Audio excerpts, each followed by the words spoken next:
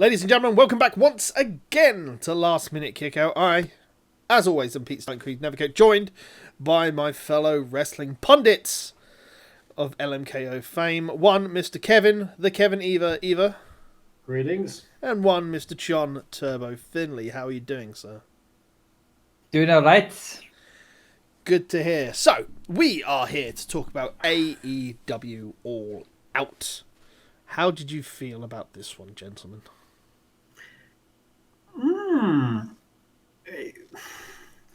It had its good points and it had its bad points. And a lot of stuff that still needs work. I'd agree with that. But we have a champion, and as of the time of recording, we have a belt again as well. After it was nicked. So it's actually turned back up already, is it? Yeah, it was found apparently at the side of a road. Oh, of course it was. Yeah, okay. By some cops. But I think it was one of the most predictable cards, I think, going into it, as it's building for the new TV tapings that are starting. I wish it wasn't that predictable. Is it this week? It's soon. I can't remember when it's October 2nd. So it's another month away then. Okay. Yeah, it's a few weeks away. For some reason, is it NXT that starts this month? NXT starts in 2 weeks, I believe. September the something. Yeah, September something. Yeah. Okay, so I thought it was relatively predictable going into it because it was obviously leading to some things. With the exception, I've got a couple of things wrong. But we'll talk about that as we go on. The buy-in, I believe all three of us watched it. Yes. So, the 21-woman Casino Battle Royale, starting with the clubs of Shalandra Royal, Leva Bates, Fabi, Apache, Priscilla Kelly, and Nyla Rose. Man, they really pushed Nyla Rose here, didn't they?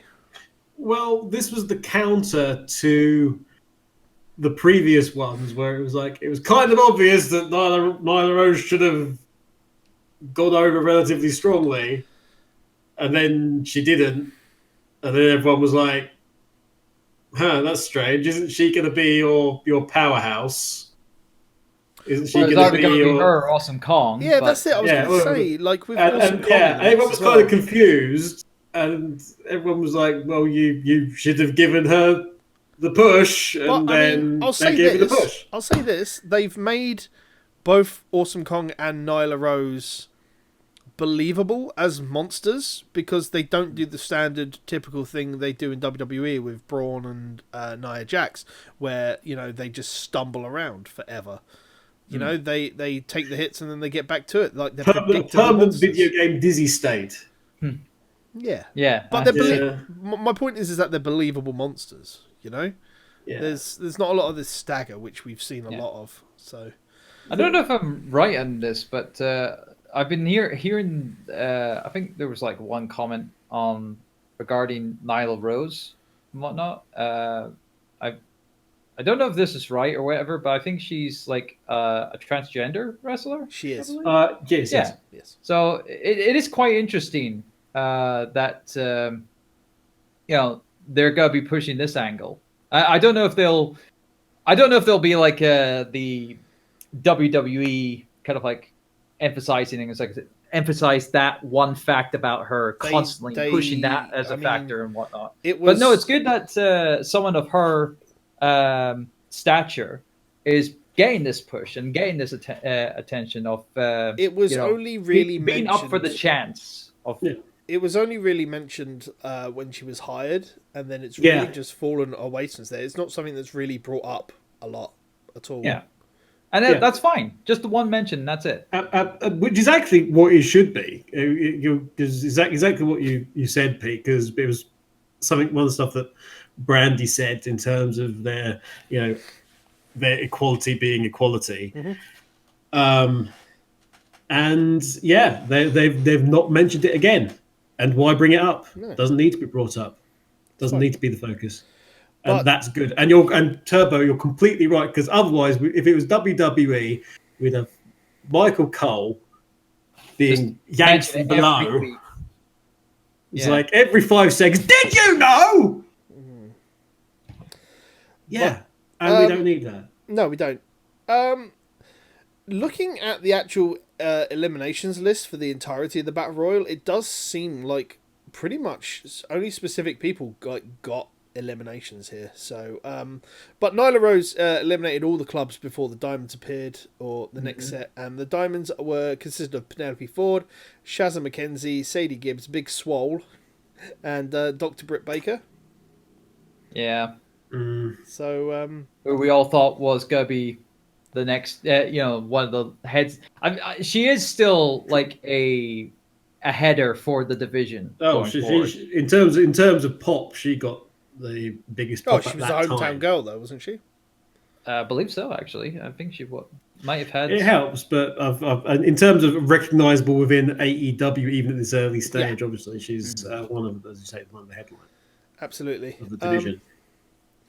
But this was it was interesting still. A lot of the ladies here survived a little bit longer until we got to the Spades of Tennille Dashwood, Evilise, which I believe was Emma. Yes. No, Tennille Dashwood was Emma. Tennille Dashwood, sorry, yeah. Sorry, who used to be Emma in WWE. Recognised the shades. That was good. I like seeing Emma again. B. Priestley, Brandy Rhodes, and Awesome Kong. Obviously with Brandy Rhodes, as usual. They all did some damage and everything else, and then they were accompanied by the hearts of Ali, Nicole Savoy, Teal Piper, ODB, and Jazz, who amazingly, Jazz is looking real good these days. Jazz is one of those women in wrestling who never ages. I think she'll be good as a good trainer for AEW's women's division. Yeah, but much like what we said the other week with Awesome Kong, have Jazz be your equivalent of who's the lady at Performance Center? Yeah, I know who you're talking about. I can't remember her name at the moment, but she's like her name escapes me, and I'm kind of embarrassed by that. But you guys know what we mean. Have Jazz, because she's now not got the NWA title anymore either, so she's technically freed up, I guess. That was a really weird combination because it was all a bit of a mess, but no one sort of really realised what was going on, and it's something I'm going to come back to at the end. But I'm not quite sure why you had this weird combination of Jazz and ODB coming down together. Yeah, just like yay! It was the weird joint pop of ODB. What the hell's ODB doing there?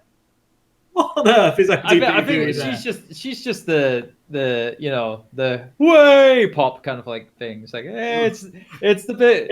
It's for the old TNA audience, everybody. It's ODB.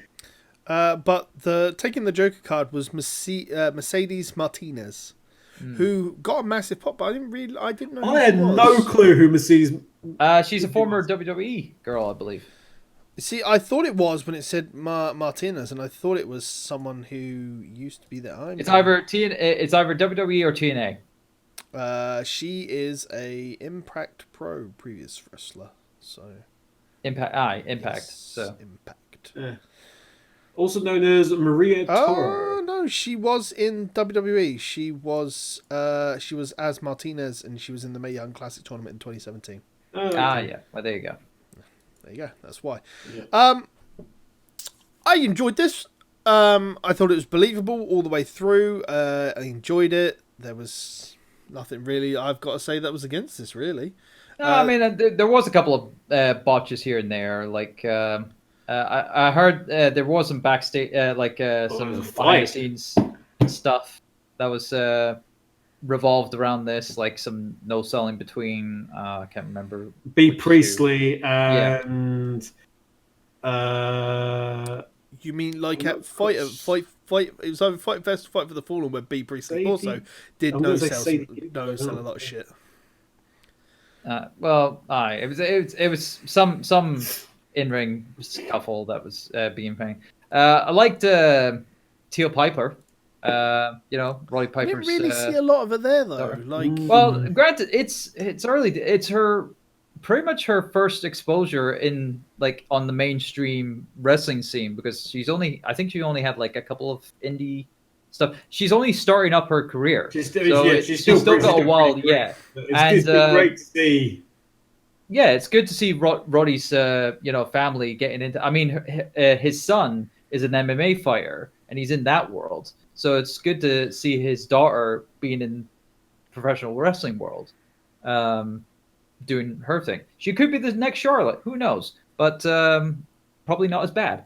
But I mean, her appearance in here, even though it was very brief, I still commend it. She did do the finger poke, big up for finger poke. That got a nice reaction from everybody. But I think she finger poke. But I think she was supposed to be eliminated by Awesome Kong, where she inadvertently put her through the middle rope, but then she had to come back in and then get eliminated. Nobody acknowledged the actual elimination because everyone was saying, some of the reviewers that have been going out and saying, it's like, where did she get eliminated? I don't know how she got eliminated. She got eliminated by someone else when she came back in. There was a lot going on in terms of the structure. When people were coming out, people were being eliminated, and there was a number of eliminations that were missed. Yeah. Right.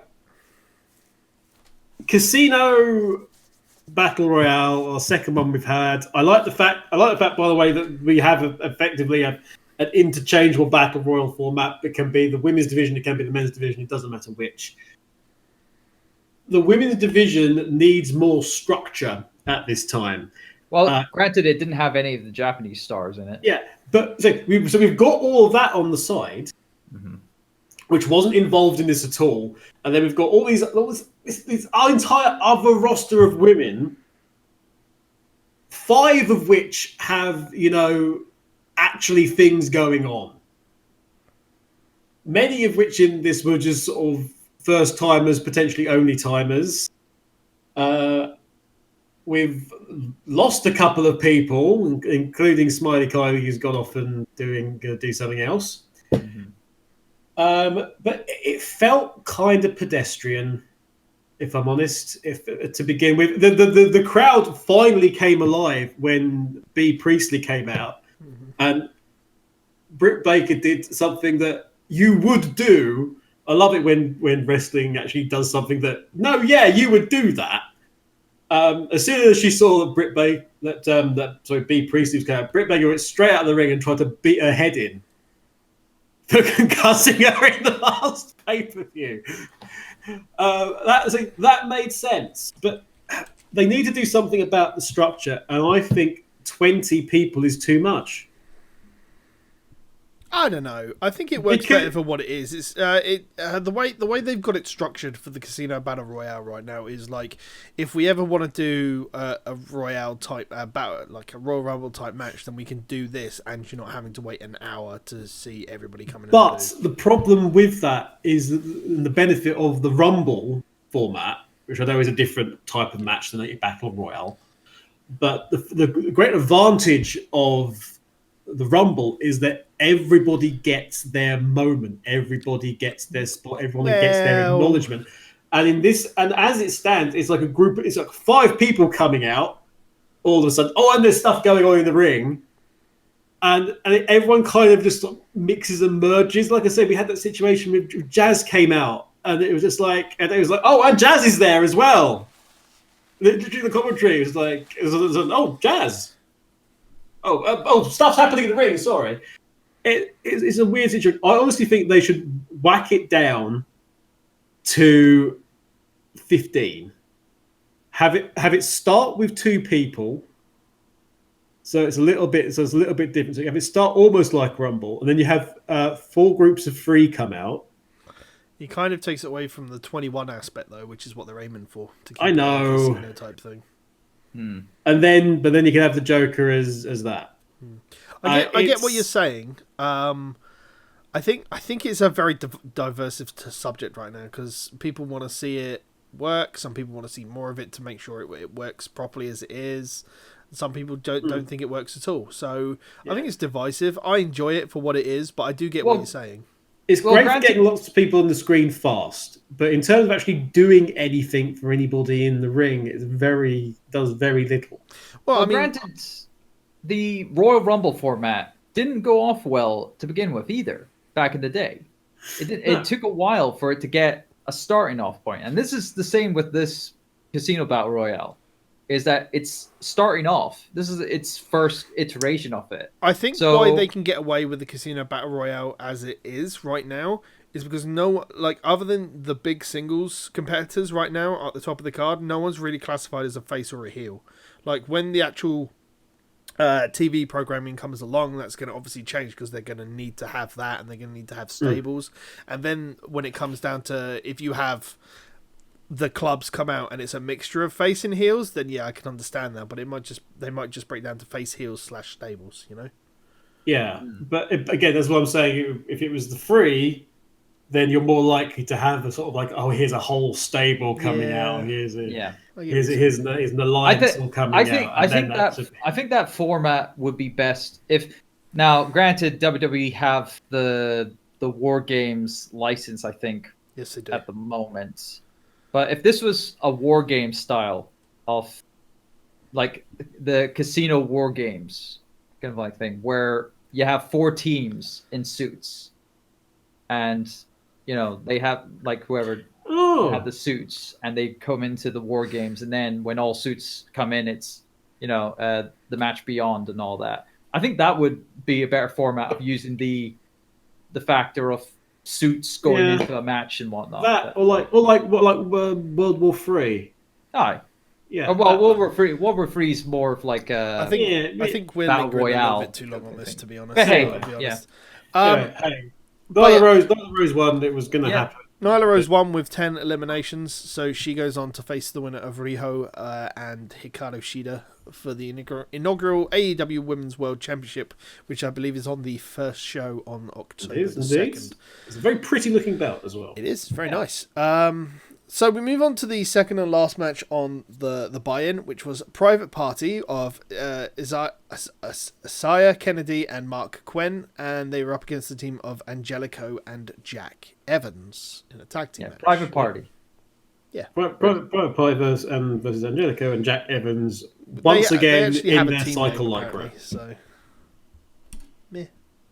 What do you guys think about this? The Extreme Chewit Party.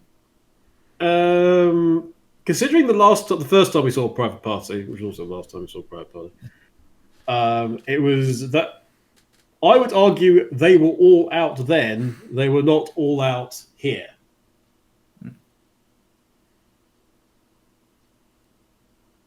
I thought it was pretty sort of. I think it was a very by the numbers kind of match. Yeah, it felt like a TV show match. Yeah. They weren't going all in full cylinders. Here's the thing, Kev. I mean, how you've now classified that match is a lot of how I feel most of this card was, to be fair. Annoying as it was, I think a lot of this felt like TV show matches. This one especially though, in terms of formula, we had a couple of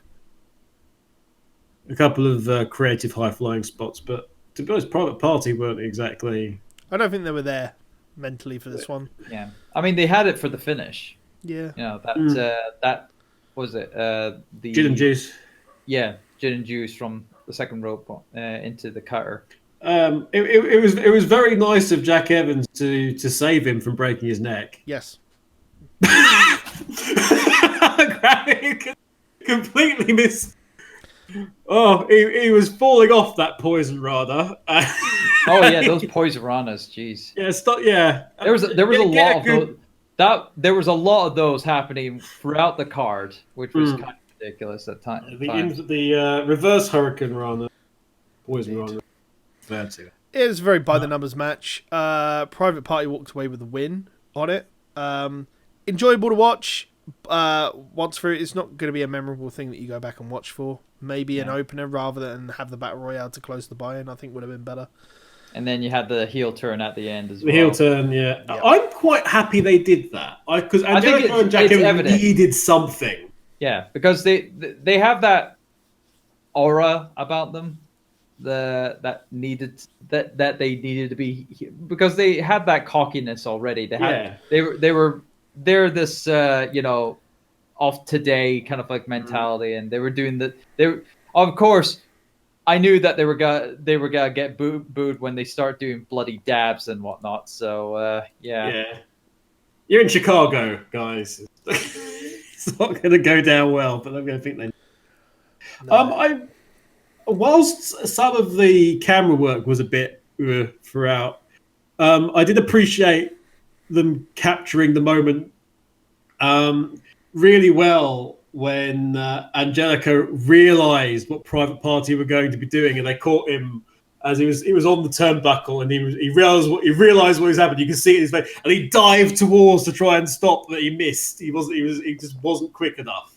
Yeah, that was nice. There was a couple of moments where actually there was some really good camera work, but a lot of it was a bit sort of they're still finding their feet. Production was still a bit choppy at points throughout the night, but I'll definitely commend that they got the announce team right going on. Of course, for the pre-show buy-in, they had Golden Boy and Excalibur again, which is great. And of course, when we come to the main card, we got good old JR on there, and by God, this is the commentary team that they are going forward with. It works. It works perfectly. I personally want JR to call it a day.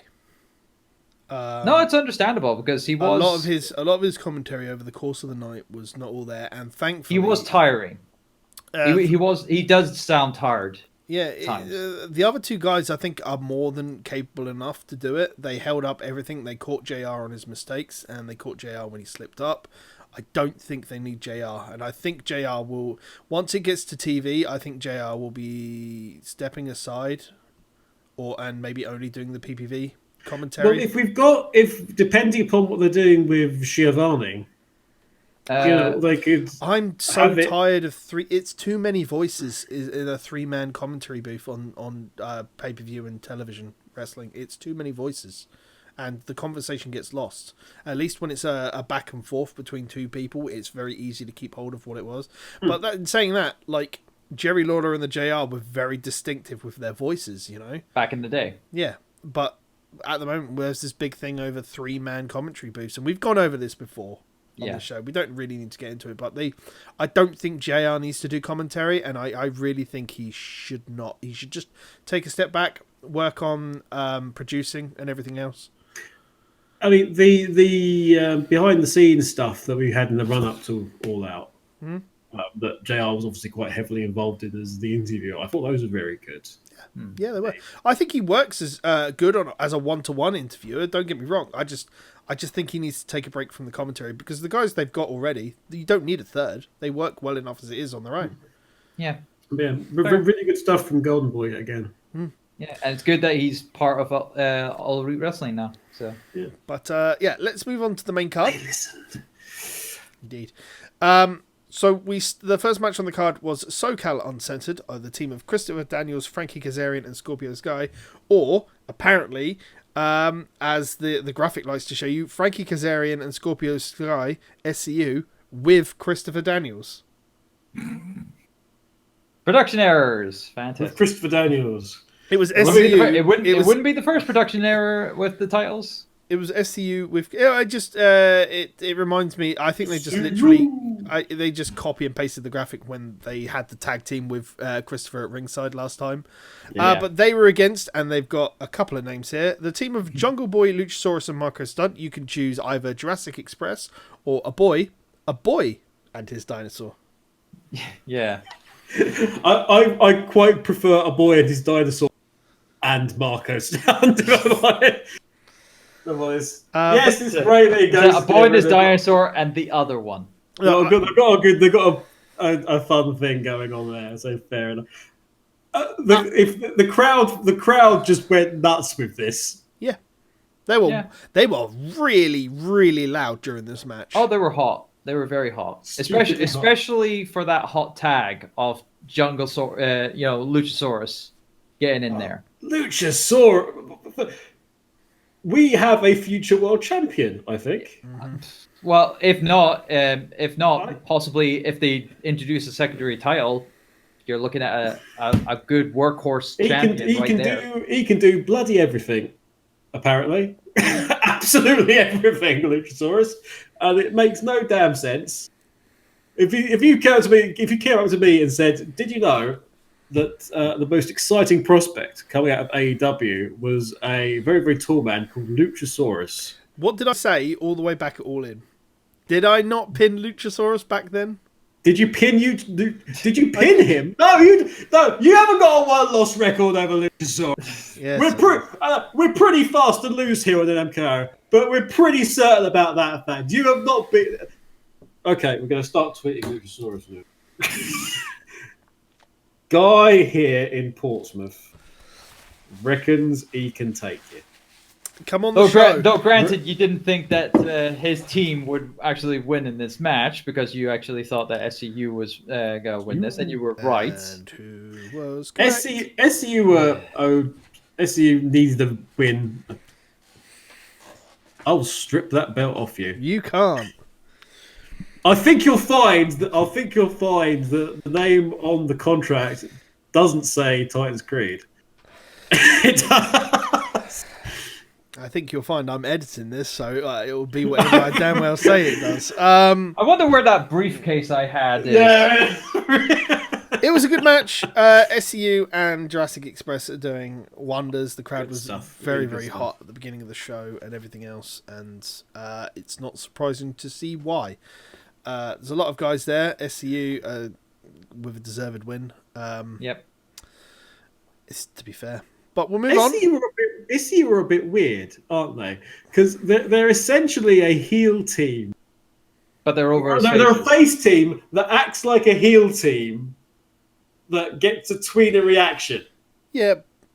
That's commonplace now. The environment for this is the worst place I've ever been. It's the worst place to try to insult everybody, and it's not. And with the show of respects at the end as well, really putting over everybody in the team, the entire team.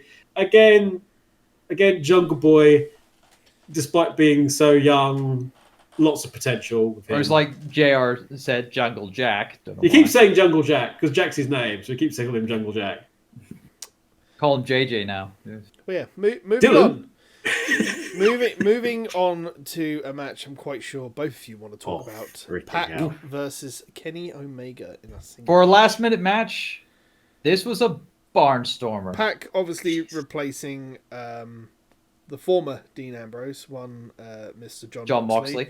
As he's out with a staph injury. Mercer is a bitch, and I hope John Moxley gets better soon. But PAC has stepped in to replace very last minute. I think it was only a week that they had the time to announce this. My God, what a match!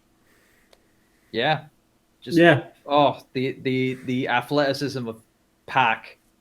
My God, and it's like. That face crusher where he's being face crushed and he's somehow flipped out of it into and just standing position. It's like how? I went back and watched that about 3 or 4 times from trying to figure out how he did that. Just with sheer momentum. I have no idea. And it's stuff like that that just impresses me every time. Yeah. And I'm surprised he never got much else pushed when he was Neville in WWE, because Neville, obviously back then, WWE didn't know what the fuck they had. No, they did. They made him heel and they gave him the Cruiserweight Championship, and he had an amazing run. Cruiserweight title. Yeah, not the Intercontinental title, not the US title, or even a chance at the World title. No, Cruiserweight, because he's a small boy.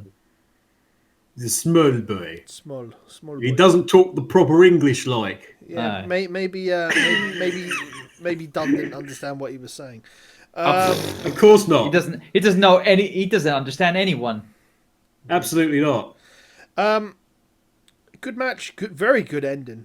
Very good ending. I thought it was going to be more of a pin than a referee stoppage because of the way that Omega went over. Yeah, I mean, putting in the submission from an escape off the One-Winged Angel. Yeah, into the I forgot what PAC's calling it now. It's not the Rings of Saturn. He's not calling it anymore. Or it's not called that. It's called something else. The but bastard device. That's a good one. But put it in that standing position and then bringing him down into the mat, and not getting brutalizer. The brutalizer. All right. You're right. The bastard device sounds much better. Yeah. And then putting him down and just getting the pass out. I do want to remind people that, before they gave it a name, I did come up with the Bailey to Belly as well. And I tweeted it at them both WWE and Bailey, and they started using it the following week. I'm not saying that I'm really good at naming finishing moves, but I'm really good at naming finishing moves. He's taught Bailey everything she knows. Exactly. He's got a pinfall victory. Except chair shots. except chair shots. I have not shown Bailey how to do a good chair shot yet. When was this? Was this during her NXT days? Quite or was this when she That's was why he's got the belt. Main roster. See this right here? See this right here? That remains on my shoulder. I don't think you were watching Bailey in NXT. You don't know that. Of course he wasn't. Yeah, I was. I watched a particular fucking Iron Man match. I watched a match. Particular Iron Man. Okay. All right. I'll have you know, I have seen her on television, and that is all that is required. Right. Anyway, back on topic, guys. PAC versus Kenny Omega. Bloody good. Awesome. A very high contender for match of the night. Did you like the way it ended? Did you think it was feasible the way it ended, or would you have liked? Oh yeah, it was feasible. I mean, it was a bit of a sloppy. I think they were trying to do before it led to that finish. They were trying to do the whole Poison Rana move. That was a bit of a flop. It was a bit sloppy thing, but I think it did all right. I don't think the crowd were particularly happy with it, but the crowd wasn't happy with because they wanted Kenny Omega to win, obviously. Because Kenny Omega now has a negative win-loss record again. Well, yeah. And what they've done in doing this is they've actually made an interesting situation, because when Moxley pulled out and they had the video package where Omega was told that Moxley had pulled out mid-recording, and then he went on to cut a pretty vicious promo about how Moxley couldn't hang, he couldn't do a month in Omega's shoes, and how you found out what it's like to be an independent wrestler now, and you couldn't do it, and you couldn't, and what have you. So you've had that of him going off of that and saying that he's superior. And then Omega's gone and lost to PAC. So now you've got a situation whereby technically neither of them are in a place, but they've both got to prove something. Yeah. And after that, for either one of them, you've still got PAC. PAC Moxley would be an absolute. I think the three of them in a triple threat match. We need to have PAC. You need to have PAC and Moxley first, rather. We need to have PAC and Moxley, and we need to have Omega. But that might just end up just imploding the arena, But speaking of triple threat matches, the next match on the card was Jimmy Havoc versus Darby Allin and Joey Janela in I call it a triple threat match, but apparently they called it a Cracker Barrel Clash, which I didn't even realise until it was sponsored. Yeah, it was a freeway match. Sponsored match by Cracker Barrel. I didn't even realise it was called a Cracker Barrel Clash until that spot on the stairs towards the end of the match. That's good. So my little thing that I said last time around about, hey, these guys would be very good as a team. We had that for like one pay-per-view, and then the next show after that is them all trying to kill each other. This was all right. It was a fantastic match. It was brutal as well. I mean, it was Jesus Christ, so much better than I expected it to be. It was a heavy spot. This was not a work rate match. This was car crash, and it was great car crash material.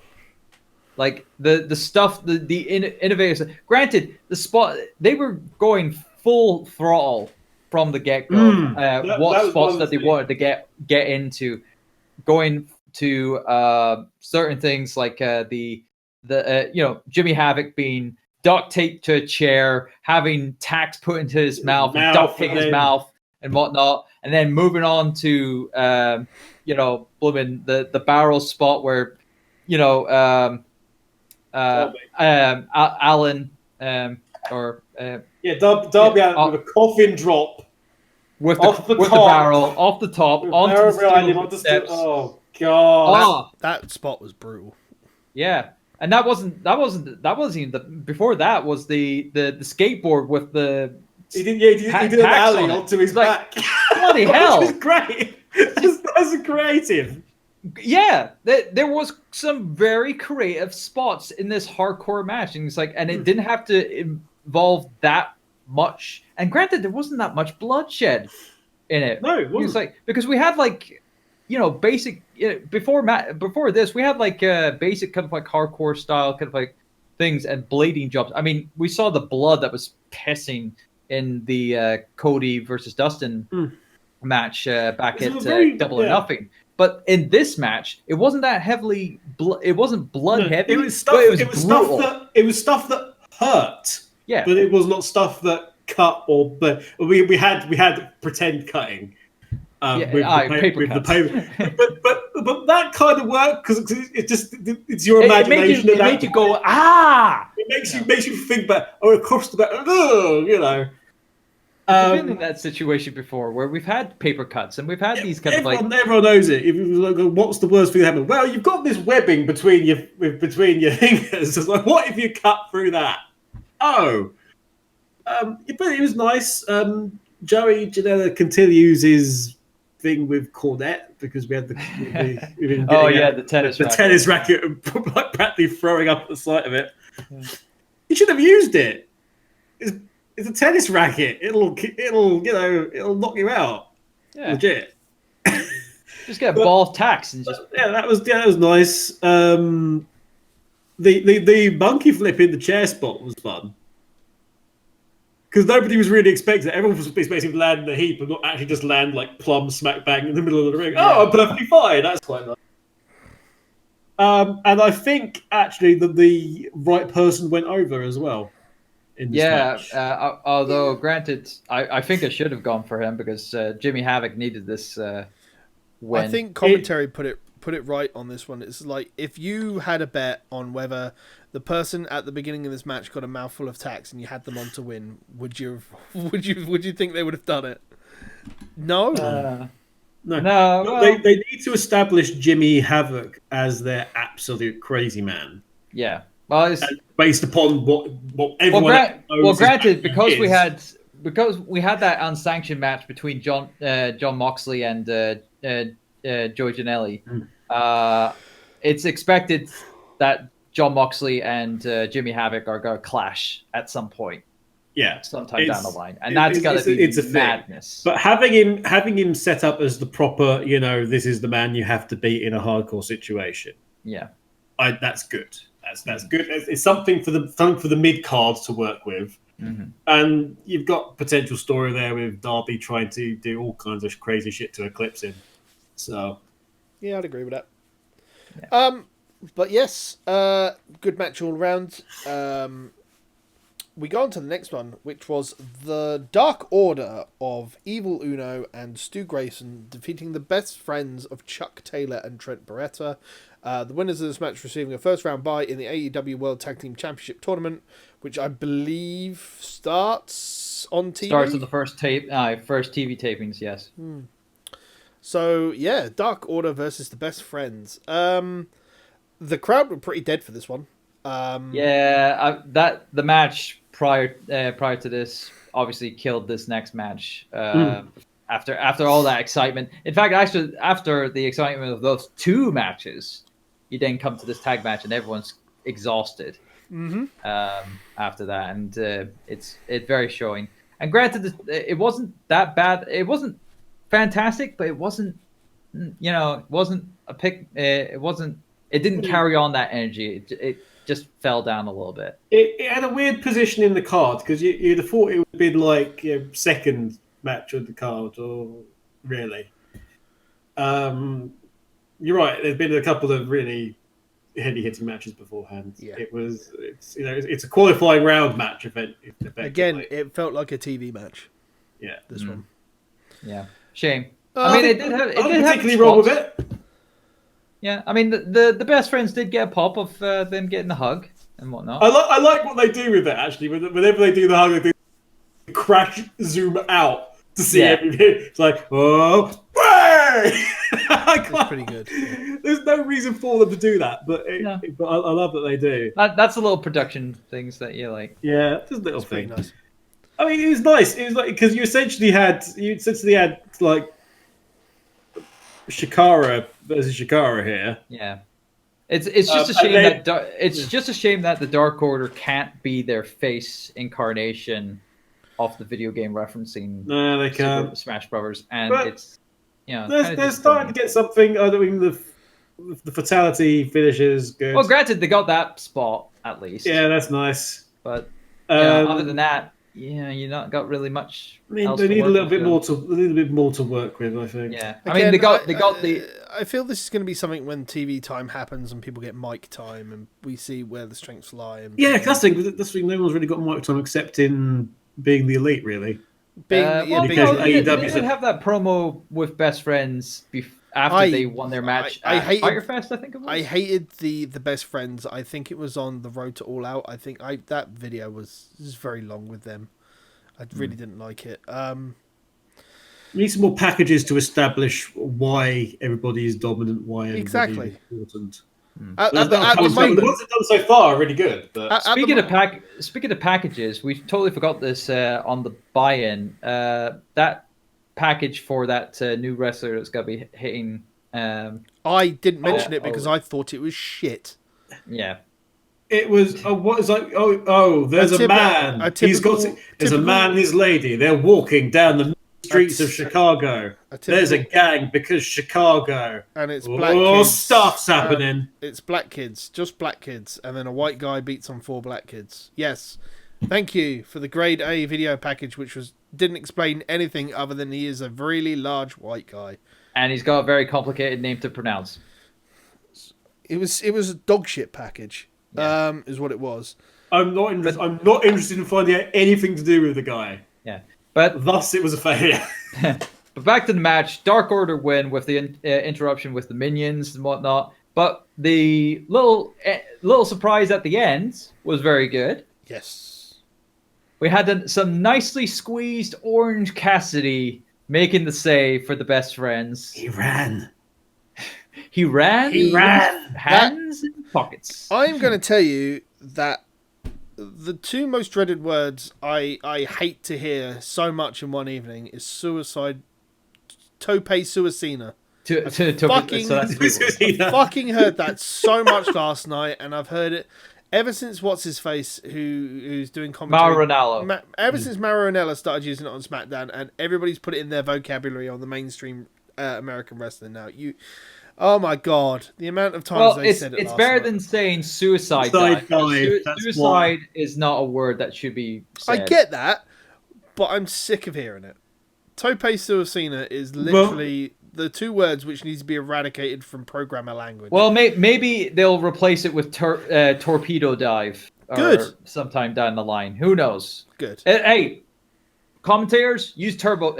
Use turbo dive live. But speaking of torpedo dive live. But speaking of the Tope suicina, that fucking the fucking hands in pockets one that Cassidy did was he's amazing. Good. Orange Cassidy, by God, he was able to do that very well with just his hands in his pockets, being able to get back into the ring, roll into the ring, and do a nip up with all his hands in his pockets. Man knows how to be athletic with just his feet. We know from his previous career prior to Orange Cassidy in the colony.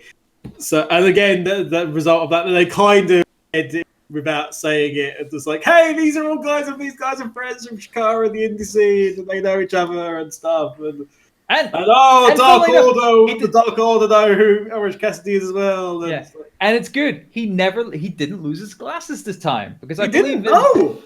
in the battle in the Casino Battle Royale where he was featured and whatnot, he lost his glasses, I believe. And Trent no, didn't lose his bandana either.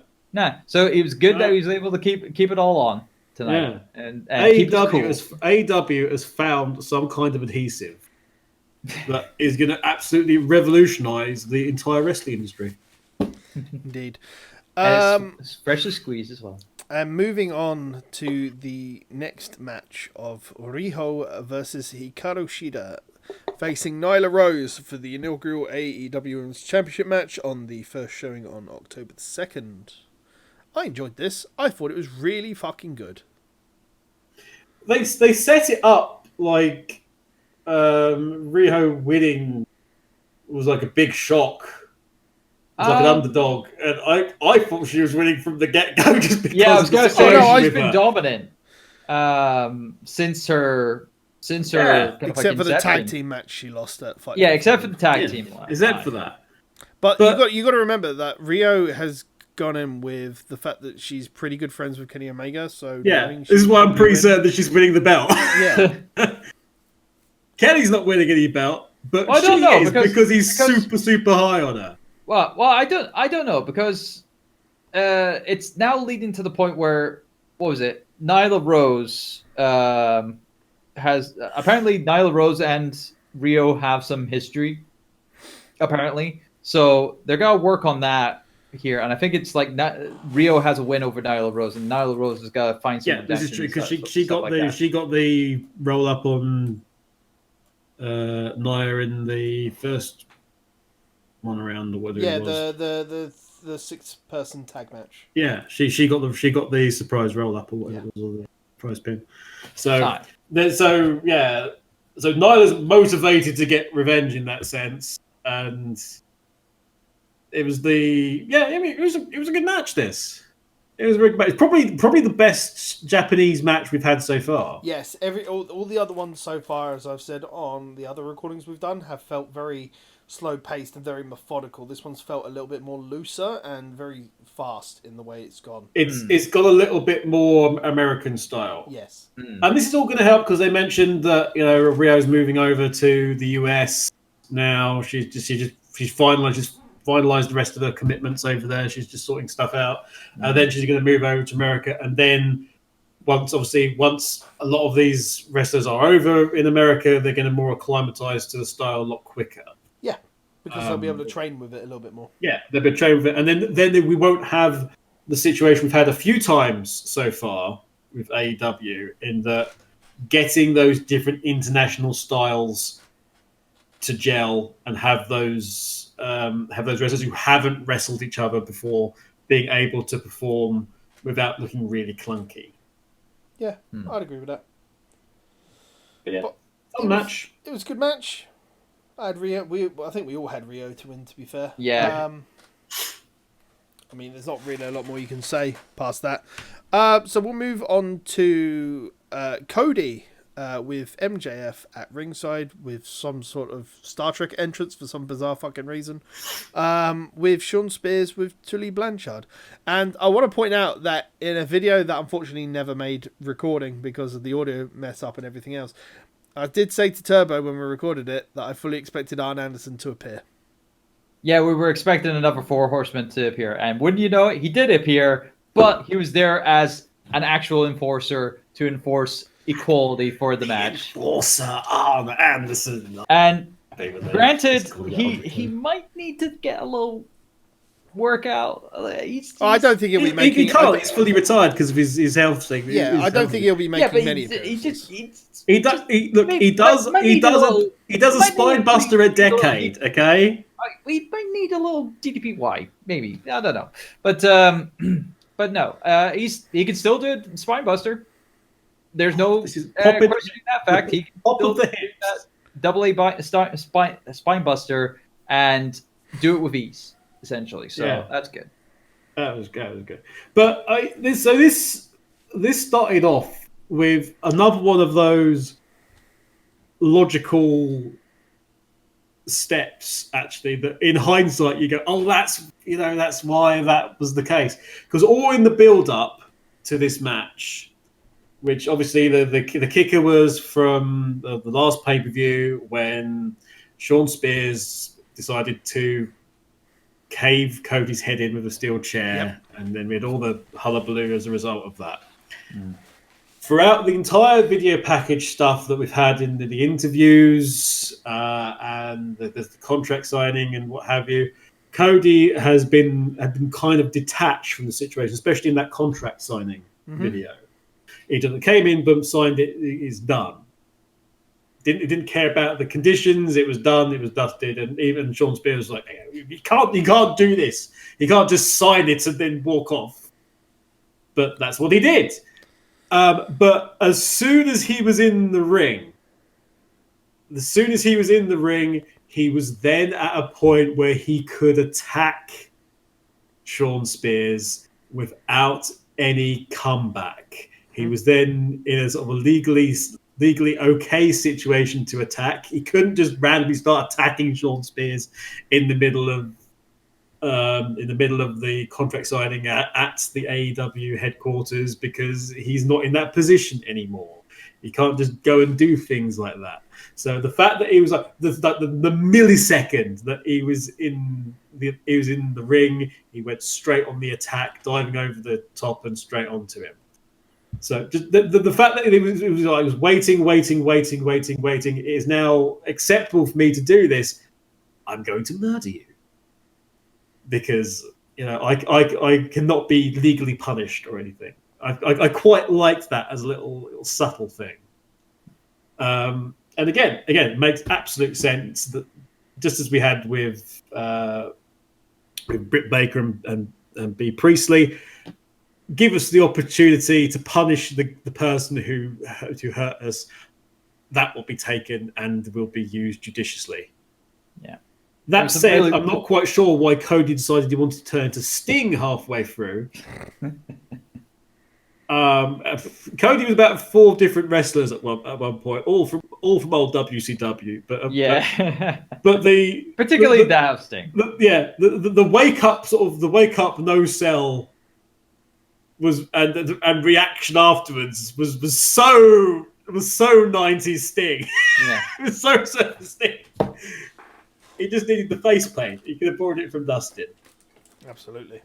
Yeah. But also the hints of like with MJF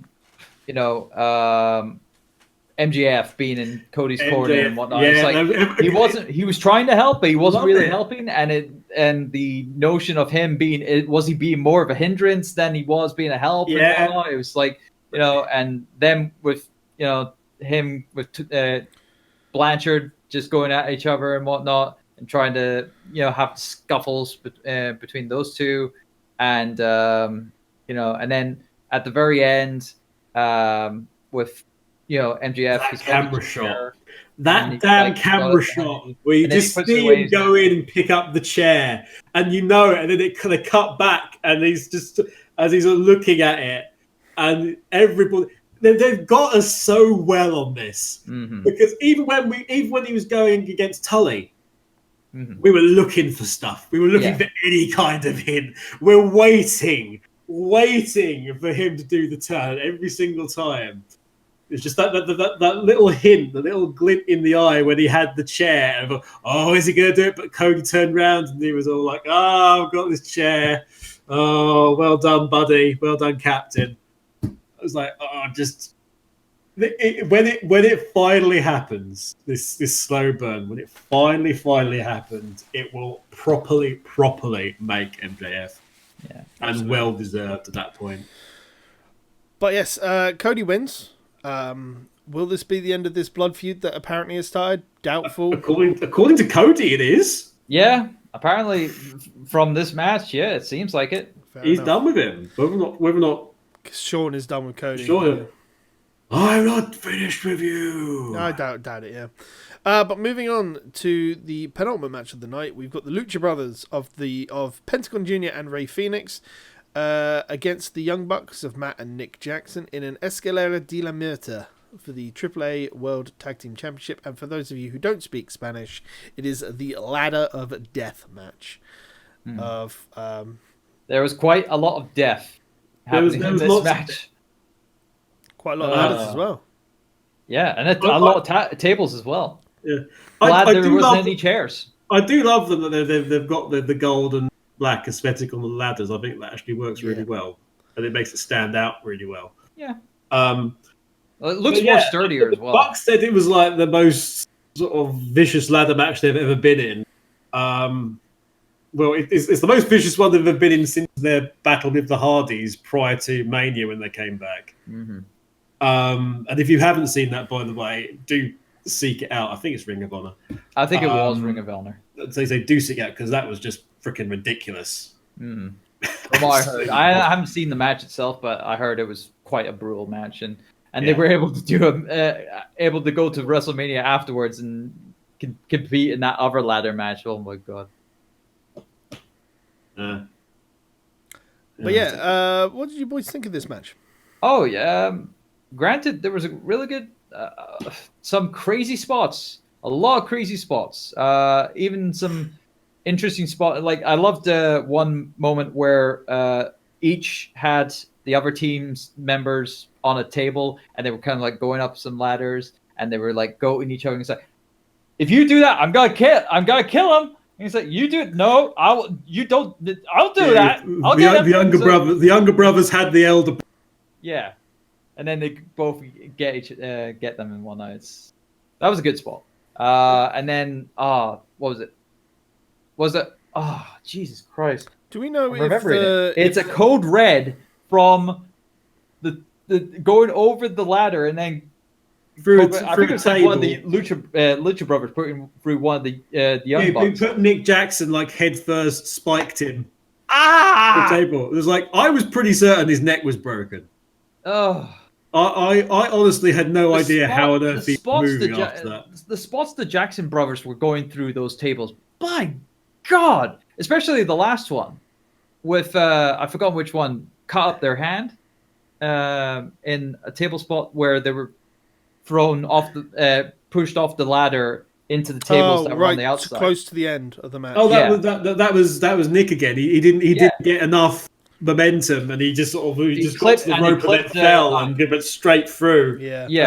And he cut off his hand in the result of it. That was... Was the... do we know if the mask coming off, I think it was Pentagon, was that an accident? Or... No, that was deliberate. I would think that would be deliberate. It was, what we had throughout this was a very, very interesting wrestling story that they put out.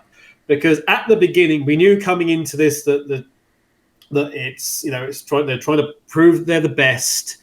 And throughout the match, it went from, okay, well, we respect each other, to, we kind of respect you, hence the zero pharaoh, zero dick stuff. And it sort of dissolved from there because we had the one-upman, we had the try and tested one-upmanship. Then we had the mocking. Then we had trying to really properly outdo each other. Then you went to that stage where, it was like versus in terms of the moves and the back and forth and the stuff that we had on the ladder, as you mentioned. By the time we got to here, the tone of the match had really changed, and how the teams were seeing each other had really changed. It wasn't that respect anymore.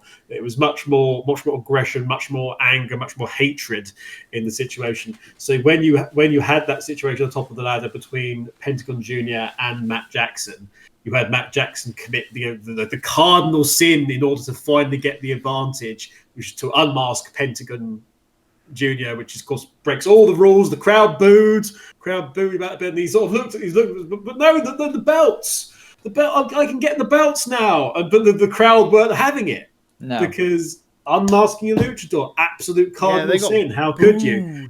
And of course, karma happened because I'm not talking about Awesome Kong here. He moved in that Pentagon went down, clutching his back. Pentagon mask has taken off a lot recently. I'm just going to point that out. Like pretty much every other match, Pentagon Jr. gets unmasked. he sort of went back to the ropes and he's trying to hide his face. And I loved Excalibur, by the way, on commentary saying, "Take the camera away. Take the camera away from Pelican. We don't need to see this. It's important. We don't see this." From like the wrestling culture thing, he was like really, we mustn't see this. But him coming back and pushing the ladder, and Matt Jackson just like tumbling off and falling into the ladder. That was nasty. That was a nasty landing. As they said, it's a miracle that nobody actually has got really badly hurt. Yeah. In fact, they're not pretty much not hurt at all. Just minor. And they're just. I wouldn't say minor, but like, the odd bump and that scrape and cuts. But they were. If they said, if you look at that afterwards, that you'll be astounded that nobody doesn't have broken bones and that nobody isn't or ended their career right then and there, or has always been put on the shelf for a very long time, if not permanently. Yeah. So yeah, it's interesting, and where they go now with that. As you mentioned, there's so much creativity. I completely underestimated Nick Jackson and his ability to just do ridiculous shit. I've no idea half the stuff he was coming up with, as I think you mentioned, Turbo. Yeah. But now we've got that, and we've got the former LAX coming in, which they can't even use the name LAX either because Impact. Yeah, because they're not the original holders of that name. They're not the original LAX, in fairness, but yeah. But Impact still holds copyright. So call them the trademark even. Lost. Well, I think what was it? Excalibur called them the Los Pericos. Yeah, it's going to be something. But I don't think they're going to go forward with that name. I think they'll have something else. They've been called a couple of things on the indie scene previously, and they might go to that. But then they're not sure if somebody owns the trademark for that. So their general wrestler names is. If they can come up with a Mexican way of calling them the Hells Angels, it's like what's the Mexican name for Hells Angels? Because if they can call them that would be a good name for them. Yeah, maybe. But it was quite an interesting way to end it. A few people were expecting it since everybody knew that Impact's contracts had run out with the lads. So it was either governed WWE or AEW. No, and I think AEW was the right call for them. Yeah. Yeah, absolutely, especially at this current time. And you look at that tag team division now in AEW. That is gonna be manic in that tournament there with all those teams there, and it's all really good teams and. Anyone could get those tag titles now with that. Even the perceived 4 lower tier teams, if you want to call it so Dark Order, Angelico and Evans, Best Friends, and Boyd is Dinosaur. We know all of those teams can have really, really good matches with pretty much anybody. And you got other factors that haven't sort of come into play yet in terms of the tag teams as well. Spoiled for choice, that tag team division. Spoiled for choice. Yeah. But we will step on to the last match on the card. Hangman Adam Page versus the Painmaker Chris Jericho for the inaugural AEW World Championship. Chris Jericho with his abs. He did have abs. He was at pains to show that he had abs, and he's doing a wee bit of abs. This was a cool match to watch. It felt very backwards and back and forth throughout the entirety of the actual match. I think that's what they were aiming for. To give each of them the spotlight. Again, I mentioned it in the predictions video with me and John that unfortunately never made the air. But giving it to Chris Jericho, I think, is the right reason. Is the right choice because it actually gives it that level of prestige. Yeah. And the money's in the chase. The money is in the chase. As always. We'll always listen. The money is in the chase. I wish he hadn't kicked out the Dead Eye. Yeah. To try to make some kind of make Adam Page strong is to... I mean, although granted, in these championship matches, you have to kick out the finisher at least once, and that was Apparently the case so, for both men. In this early stage, except for the devastating Judas effect. Oh Can't no, I kick out love the that Judas yet. effect. I love the Judas effect. I hate it.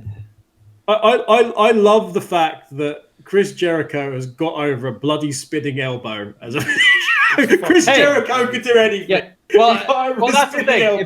If John Cena can make a finisher of like a super punch. Hell, I like how AEW have differentiated between the two versions of the walls, where you've got the proper Boston Crab and then you've got the half Boston. Well, not the half Boston, but the one where he puts the leg on the pressure. The lion tamer. They call it the lion tamer. I really like. Correct. Whereas just WWE just went, oh, it's the walls and he's cinched it in, or it's the walls and he's really put the pressure on. Yeah, and I like the difference they've done there. They did like later on, but that was more because Jericho was fighting more people that were of a lighter build and more athletic build, and so he was able to put the lion tamer on. Yeah, mm-hmm. They often refer to it as Walls of Jericho lion tamer style in WWE. So they did acknowledge it, but they couldn't do it as much. Yeah. But yeah, let them just call it going. It's the Walls, it's the lion tamer. They're now recognised as essentially two different moves. It's good. I enjoyed this match. I thought it was really, really good. It was all right. I thought it was a fitting way to end the actual night. Yeah. But I like the reason why Jericho got it as well. Why Jericho? Because Page had done his spinning elbow a couple of times during the match, and it had worked for him, and it kind of got him out of a jam. So he went for it one more time. He went to the well once too often, and then Jericho was able to hit the Juice effect. Got it. Yeah. Crowd popped for it. Crowd knew exactly what was happening immediately. The crowd are a little bit smarky, aren't they? So it was to be expected. Well, it was Chicago. A little bit. It's Chicago, and it's the AEW. But yes, it's by definition. It was a very solid card. I think it could have been better. As I said, a couple of things just felt like they were TV matches. But if you had followed our predictions on the Twitter, you would know that. And still, your last minute kick out champion, holding the gold still, not giving up. It's still here, boys. It's still here. And if you want another chance, boys. No, excuse me. You're going to do this. Yes, I'm going to do it again. I'm going to do it again. You two can have another predictions fight, and you can do it at Clash of Champions. A rematch or something. No. No. There's no contractual rematches anymore. No. Next time, it's you and Kev. No. Champion makes the rules. It is. I am not going through this shit again. Right. Excellent. No, he's done. It's signed. It's the contract signed. You really want me to I need to just do that. Give me this. Boys, let me make this very simple to you, yeah? Clash of Champions is a very easy predictions one. I'm giving you a... It's a very easy predictions one? Yes. A lot of the... it's very easy. Okay, here's my prediction. I forfeit. Kevin wins. There we go. Yes! Yes. Wins and losses matter. AEW said so. Right. Fine. It's okay. Okay, no, fine. But if I handicap match. Heard it here first. Handicap match. I'm putting it here. Yeah. If I beat Kevin with predictions at Clash of Champions, you two have to go to predictions war again for Hell in a Cell. That's it. If I beat Kevin. Incidentally, guys watching and listening, I did do my own set of predictions, and what would have been interesting was that I'd have tied Pete. Just like at WrestleMania that one year. Tied it with a type, which would have been interesting. Because what happens then? I guess it's the same as a double count out. Champions advantage. Champions advantage. Alternatively, I cut that belt in half, and your new co-host. No, it's because it's a shame that you weren't in, really. Then wasn't it? So it's a shame. I was so crap the previous. Yep. Out. Well, you've been crap. You've been crap since WrestleMania, my friend. So let's hope you can bring it around, shall we? I don't know. It's it's my own fault for trying to come up with good reasons. For You WWE wanted to to do you stuff. wanted to fucking invoke a championship match at SummerSlam, and there you go, you fucked it.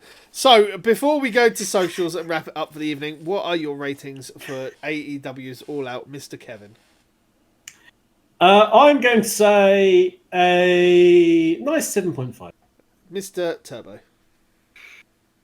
I'm gonna give this a not as good as NXT UK Takeover Cardiff out of 10. That's not a number. No, But but I it's just a- wanted but I it's just wanted to state- point it out because I state was of watching that mind. before AEW, and state I of actually mind. thought that NXT UK Takeover Cardiff was actually better than Well, there you go. AEW. You've got a thing But- to go watch NXT Takeover. It was also better than it was also better apparently than the other NXT Yeah. one, which So- is kind of pretty much unheard of. Yeah, so I would recommend if any of you watching this, go check that out because it is a very banger of a pay-per-view to watch. And but I'll give AEW its credit, and I'll give this one a solid 7. Yep, no, I'd agree with that. It's a solid 7. Absolutely, I would agree with that. Mr. John Turbo Finley, where can they find you on the internet if they want to find you? You can find me on Twitter and Instagram at TurboXLR, all in capitals there, as well as checking me out on the Twitter scene at, Twitch scene at twitch.tv/TurboDrive Live for all live stream content of gaming varieties on the Wednesdays, Fridays, and Saturdays at 7 p.m. UK time. Mr. Kevin, where can they find you on the internet? For YouTube, for Twitch, for Instagram, and for Facebook, it's Last Minute Continue, all together, no spaces. On Twitter, it is, for me personally, at the Kevin Eva. Alternatively, you can find the parent site of all of this, Last Minute Continue, at Last Min Continue. And finally, for the trio, for all of us, for all of our thoughts on wrestling here, there, and everywhere, we are at Faces in Peril. There you go. Mr. Titus Creed, champ, ladies and gentlemen, where are you? you can find your undisputed last-minute kick-out champion over on at Titans Creed on Twitter. You can find it at Gaming Phoenix. If you don't want my daily bollocks, you can find me on YouTube at youtube.com/Project Phoenix Productions. And finally, you can find the champion on twitch.tv/Project Phoenix Productions 5 to 7 days a week, because, you know, full-time everywhere, guys, including being your full-time champion. He's a 24/7 champion. Exactly, because apparently these dickheads think they can challenge me He's the best. 24/7. Ladies and He's the best gentlemen, in all that he does. ladies and gentlemen, I've been Pete Titans Creed Nevercoat, joined by Kevin, the Kevin Eva, and John Turbo Finley. They're being a bunch of dickheads.